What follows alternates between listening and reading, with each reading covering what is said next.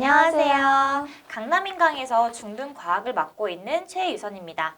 오늘은 이제 중학교 입학을 앞둔 중학교 새내기 여러분들을 위해서 중학교 새내기 학교생활 가이드라는 강의를 준비해 보았는데요. 여러분에게 생생한 중학생활의 이야기를 전달해줄 특별한 게스트도 한 분 모셨습니다. 간단하게 자기소개 부탁드려도 될까요? 안녕하세요. 저는 수서중학교 2학년에 재학 중인 박지율이라고 합니다. 만나서 반갑습니다. 네, 박지율 학생, 지금보다 1년 전쯤에는 이제 초등학생에서 중학교로 올라가려는 시기였을 것 같은데요. 그때 심정이 기억이 나시나요? 저는 중학교에 올라오면 교복을 입는다는 사실이 정말 기대가 돼서 다른 것들은 생각하지 못했던 것 같아요. 그렇군요. 맞습니다. 저희가 이제 이 특강과 관련해서 여러분들의 질문을 게시판에 받아보았는데요. 거기에도 교복과 관련된 질문이 정말 많았어요. 그것과 관련된 질문들은 잠시 후에 살펴보면서 조금 더 이야기를 하도록 할게요. 저희 1부 1강에서는요. 여러분들이 중학교에 올라오게 되면 초등학교에 비해 달라지는 것들 질문 몇 가지 살펴보도록 할 것입니다. 자, 그러면 첫 번째 질문부터 한번 살펴보도록 할게요. 첫 번째 질문입니다. 박지율 학생, 초등학교와 중학교의 이 둘의 차이점은 무엇이라고 생각하시는지 한번 물어보고 싶은데요. 어떤가요? 제가 몇 가지 꼽아본 것은 수업 시간, 옷차림, 선생님, 상벌점 제도 등으로 꼽을 수 있겠습니다. 그렇군요. 우리 한 가지씩 천천히 한번 살펴볼까요? 수업 시간 어떻게 달라지나요? 제가 처음 중학교에 입학했을 때 가장 놀랐던 것은 수업 시간이 늘어나는 것이었습니다. 초 6학년 때는 6교시가 할 때 가장 늦게 끝나는 시간이었던 저에게는 4시 10분이라는 시각은 정말 너무 길게 느껴졌어요. 그래도 한 달 정도 있다 보면 금방 적응되더라고요. 그렇군요. 맞습니다. 초등학생 때는 40분 정도면 한 수업이 끝났는데 이제 45분으로 늘어나다 보니까 조금 더 집중해서 수업을 들어야 하는 그런 조건이 만들어졌겠네요. 또 어떤가요? 우리 옷차림은 어떻게 달라졌는지 이야기해 볼까요? 두 번째로 중학교 하면 가장 설레는 교복이 있죠. 저는 전에 한 번도 교복을 입어본 적이 없어서 기대가 엄청 됐어요. 그리고 중학생이 되었다는 걸 실감하게 되었죠. 맞습니다. 교복을 입게 되면서 이제 정말 내가 학생이 되었구나 하는 기분을 느낄 수도 있을 것 같아요. 또 중학교에 들어오게 되면 선생님이 조금 달라진다고요? 네, 과목마다 선생님이 바뀐다는 것이 정말 큰 차이점이라고 꼽을 수 있겠는데요. 초등학교에는 항상 반에 계시던 담임 선생님이 다른 반들도 모두 수업하시다 보니까 담임 선생님이랑 시간을 보낼 수 있는 기회가 줄어들었습니다. 네, 맞는 말입니다. 중학교에 올라오게 되면 선생님들마다 맡고 있는 과목이 달라지게 돼요. 현재 저 같은 경우에도 제가 이제 근무하고 있는 수서중학교에서 과학이라는 과목을 맡아서 가르치고 있죠. 중학교에서는 모든 선생님이 한 과목만을 맡아서 수업을 하기 때문에 초등학교와는 조금 더 차이점이 있다는 거 알고 계시면 좋겠습니다. 자, 마지막으로 상벌점 제도가 생긴다고 하는데 이건 무엇인가요? 네, 한편으로 긴장도 했던 중학교 입학에서 저를 더 무섭게 만들었던 것은 상벌점 제도였어요. 저는 벌점이 1점이라도 있으면 정말 학교 생활에 큰 지장을 줄 것처럼 느껴졌었는데 정말로 생활해보니까 꼭 그렇지만은 않더라고요. 맞습니다. 상벌점 제도는 이제 여러분들의 생활을 관련 짓는 이제 정말 중요한 제도인데요. 이와 관련해서는 잠시 후에 조금 더 이야기 나눠보도록 하겠습니다. 두 번째 질문 한번 살펴볼 건데요. 중학교에서도 알림장을 쓰나요? 라는 질문이 있습니다. 쓰나요? 아니요. 초등학교 때는 학교가 마치기 전에 알림장을 쓰곤 했는데 중학교에 오니 알림장 같은 것은 따로 안 쓰더라고요. 그렇습니다. 알림장을 쓰지 않는다면 다른 것들, 또 예를 들면 수행평가나 집필평가 어떻게 챙겨야 할까요? 보통 친구들은 메모장에 적어가거나 아니면 머리로 기억하는 친구들도 많이 있었습니다. 네, 지율 학생은 어떤 편인가요? 저는 머리로 기억하는 편입니다. 그렇군요. 머리로 기억하는 친구들은 놓치지 않게 정말 신경 많이 쓰셔야겠습니다. 다음 질문 넘어가 볼까요? 교복을 꼭 입어야 하나요? 교복 이외에는 어떤 옷을 입을 수 있을까요? 하는 질문이 있습니다. 어떤가요? 네, 학교에서 주는 교복과 체육복을 입을 수 있고요. 그 위에 입고 벗을 수 있는 자켓까지도 허용이 됩니다. 네, 맞습니다. 저희 학교에서는요, 이제 앞에 있는 지퍼를 열고 닫을 수 있는 오픈형 아우터만 입을 수 있으시고요. 그 외에 다른 후드나 이런 티를 입게 된다면 여러분 벌점을 받을 수 있기 때문에 교복 수칙에 맞추어서 입어주시면 좋겠습니다. 다음 질문으로 넘어가 볼게요. 학생회나 방송부, 선도부가 무슨 일을 하는지 궁금해요 라는 질문이 있는데 먼저 학생회에 대해서 좀 이야기를 하고 싶어요. 학생회는 어떤 일을 하나요? 학생회는 각 학급을 대표하는 사람들의 모임으로서 여러 행사를 개최하고 감독하는 일을 합니다. 네, 맞습니다. 각 학급에 들어가게 되면 회장과 부회장을 선발하게 되는데요. 그리고 여기에 더불어서 자치위원도 2명을 선발을 하게 됩니다. 이 모든 친구들이 모여서 우리 학교의 학생회를 구성하고요. 학생회 활동을 이어나가게 되는 것입니다. 그렇다면 방송부는 어떤 일을 하나요? 네, 방송부는 학교의 모든 방송을 관리하고요. 각 반의 방송과 소리가 잘 나오는지도 확인을 합니다. 네, 맞습니다. 방송부야말로 정말 우리 학교에서 없어서는 안 될 존재죠. 창의적 체험 활동이나 혹은 입학식, 졸업식과 같이 학교에 큰 행사가 있게 되면 이때 활용하는 방송을 관리하고 맡아서 해주시기 때문에 정말 중요한 인물들이라고 할 수 있을 것 같습니다. 자, 그리고 마지막으로 나와 있는 선도부가 이전에 말씀드린 자치위원들인데요. 이와 관련해서는 잠시 후에 관련된 질문으로 조금 더 살펴보도록 하겠습니다. 다음 질문 볼게요. 네, 반장이나 학생회를 하면 그럼 무엇이 좋은지 궁금합니다. 무엇이 좋을까요? 반장이나 학생회를 하게 되면 대의원 회의에 참여할 수 있게 되어 회의 내용으로 학생회와 교장 선생님이 회의를 하게 됩니다. 네, 맞습니다. 이렇게 학생회가 모여서 회의를 하게 되면 학생들의 의견을 직접 교장 선생님과 교감 선생님께 전달을 해서 무언가 바꾸어 나갈 수 있는 제도가 되기 때문에 이러한 점에서 큰 역할을 하고 있다고 보면 되겠죠. 네, 그렇다면 다음 질문으로 한번 넘어가 보도록 할게요. 상벌점 제도에서 상점을 받으면 유리한 점, 그리고 벌점을 받으면 불리한 점은 무엇이 있는지 간단하게 소개해 주실 수 있나요? 네, 상점은 어떤 것을 잘했을 때나 숙제를 까먹지 않고 했을 때 받을 수 있는데요. 상점의 일정 기준을 넘기게 되면은 각 학기마다 상품을 받을 수 있는 기회가 주어집니다.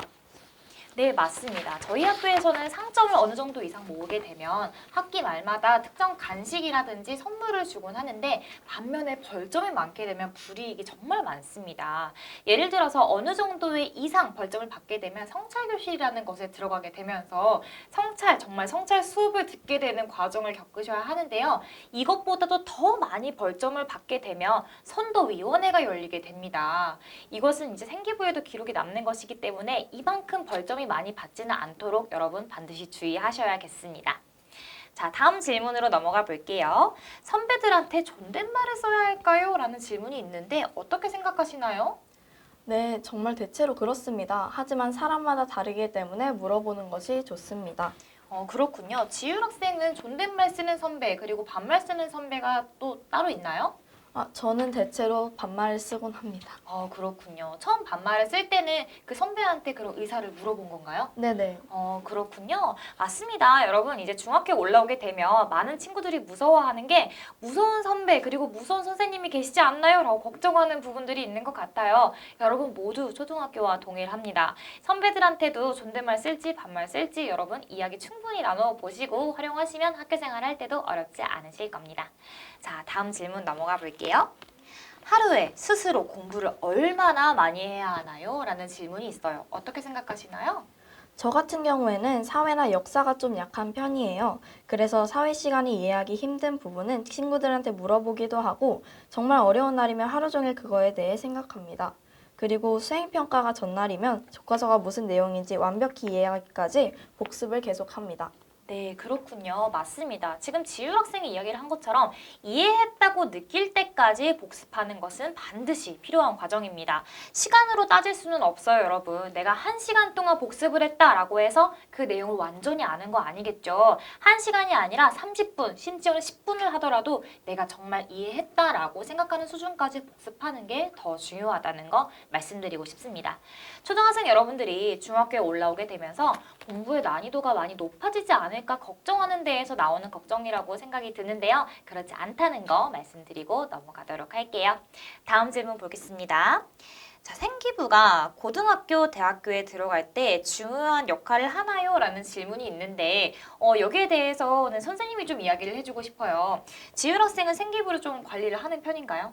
네, 초등학교에서는 생기부에 관련된 내용을 아는 것이 없었는데요. 중학교에 올라오게 되면서 생기부에 신경을 쓰는 편입니다. 네, 맞습니다. 이제 중학교에서 나중에 고등학교에 진학하는 것을 준비를 하게 되면요. 생기부는 여러분들의 성장 기록을 보여주는 것이기 때문에 가장 신경 써야 하는 부분입니다. 고등학교에서는 여러분의 생기부를 보고 나서 이 학생이 3년간 어느 분야에 관심을 가지고 있었고 또는 출결상을 가지고 얼마나 성실한 학생인지 등등을 파악을 하기 때문에 여러분 생기부는 반드시 관리를 하셔야 하는 부분입니다. 자, 다음 질문으로 넘어가 볼게요. 학교 다니면서 책은 몇 권 이상 읽어야 하나요? 라는 질문이 있습니다. 어떻게 답변할 수 있을까요? 네, 저는 정해진 권수는 없지만 고등학교 입시에 기록이 많이 반영된다고 말씀드리고 싶습니다. 네, 맞습니다. 책을 몇 권 이상 읽어야 된다라는 것이 숫자로 정해져 있지는 않아요. 하지만 이전에 말씀드렸다시피 고등학교에서 생기부를 볼 때 어떤 분야에 관심이 있었는지 이것을 가장 먼저 확인해 볼 수 있는 부분이 독서 기록입니다. 그러니까 여러분, 책의 권수보다는 분야를 제대로 설정하는 것이 더 중요하다는 거 말씀을 드리고 싶습니다. 네, 다음 질문으로 넘어가 볼게요. 한번 읽어주시겠어요? 네, 동아리 활동이 특목고 진학 시 중요한가요? 라는 질문입니다. 네, 이것도 마찬가지로 이전과 쭉 이어서 설명을 드리자면 생기부와 관련된 내용인데요. 고등학교에서도 독서 기록과 마찬가지로 동아리 활동을 보고도 이 학생이 이 분야에 정말 관심이 있구나, 어떤 활동을 했는지 확인해 볼 수 있는 제도이기 때문에 반드시 네, 중요하다고 말씀드리고 싶습니다. 다음 질문으로 넘어가 보도록 할게요. 네. 연애는 하지 않는 것이 좋나요? 라는 질문이 있었는데 어떻게 생각하시나요? 지율 학생, 연애하고 계신가요? 아니요. 하고 있지 않으시군요. 하지 않는 것이 좋을까요? 네, 제 생각에는 하지 않는 것이 좋다고 생각합니다. 왜냐하면 자신이 아닌 같은 반 친구들 입장도 생각해야 하기 때문입니다. 아, 네. 선생님이 듣기에도 이제 같은 반 안에서 커플이 존재하게 되면 이 친구들이 약간 뭐 좀 불편할 수 있다는 분위기가 형성될 수도 있기 때문에 여러분 이것은 상황마다 다르겠지만 하지 않는 것을 추천한다고 합니다. 네, 다음 질문으로 넘어가 볼게요. 한번 읽어주시겠어요? 네, 특목고 진학 계획이 있다면 선생님께 말씀드려야 하나요? 라는 질문입니다. 네, 여기에 대해서는 이제 담임 선생님의 입장으로서 한번 설명을 드리자면 학기 초에 담임 선생님한테 말씀을 드리면 이와 관련된 프로그램을 소개받을 수 있다는 거 말씀드리고 싶습니다. 예를 들어서 여러분이 과학고에 진학을 하고 싶다고 말씀을 한다면 선생님께서는 영재 프로그램과 관련된 것들을 안내를 받았을 때 그 학생과 연결 지어주는 것을 할 수 있을 거예요. 그러니까 특목고에 진학하고 싶은 의사가 있다면 반드시 학기 초에 담임 선생님께 말씀을 드리는 것이 좋겠습니다. 네, 다음 질문 보도록 할게요. 한번 읽어주시겠어요? 과학 수업에서는 실험을 많이 하나요? 네, 선생님 생각에는 이제 초등학교와 저는 비교할 수가 없겠지만 과학 실험 수업 최대한 많이 하려고 합니다. 과학 교과서에서 우선 다양한 실험들을 하라라고 이제 소개를 하고 있고요. 학교마다 준비물이 마련이 되는 대로 거의 대부분의 실험은 하면서 공부를 하려고 이야기하고 있습니다. 네, 여기까지 해서 이제 여러분들이 중학교에 올라오게 되면 초등학교랑 어떤 것이 달라지는지 좀 이제 질문한 것들 답변을 해보았는데 어떻게 생각하시나요? 우리가 다뤄본 것들이 도움이 많이 될까요? 네, 저는 초등학생 여러분들이 이 강의를 듣고 정말 많은 도움이 될 수 있다면 좋겠다고 생각을 합니다. 네, 감사합니다. 지금까지 도와주신 수서중학교 박지율 학생이었고요. 다음 편에서는 가장 궁금해하면서도 이제 여러분들이 어렵다고 생각할 수 있는 지필고사 그리고 수행평가에 대해서 이야기를 나누어 보도록 하겠습니다. 자, 여러분 우리는 다음 강의에서 만나도록 할게요. 감사합니다.